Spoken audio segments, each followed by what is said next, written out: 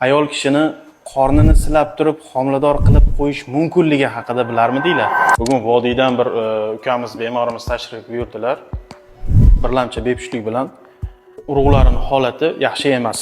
Tekshirib ko'rdik. Birlamchi tekshiruvlarni qildik, urug'larning holati yaxshi emas.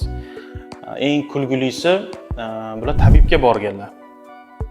Tabibga borganlarda, u tabib janoblari shunaqa davolashar ekanki, ayol kishini qornini silab turib, bir narsa duo o'qib, bo'ldi siz homiladorsiz, ketavering 9 oydan keyin farzandli bo'lasiz ekan deb jo'nataverar ekan pulini olib turib. Aytadi, aka deydi, bir qarindoshim deydi, homiladorsiz deganiga 11 oy bo'ldi deydi. Eng qizig'i o'ziga tushmaylar ekan. O'ziga tushmaylar 9 oydan keyin tug'ar ekansizlar ekan. 11 oydan beri tuqqani yo'q. Inson 9 oyda tug'adi-ku 40 haftada. 11 oydan beri tuqqani yo'q deydi. Bu qiziqarli istoriya.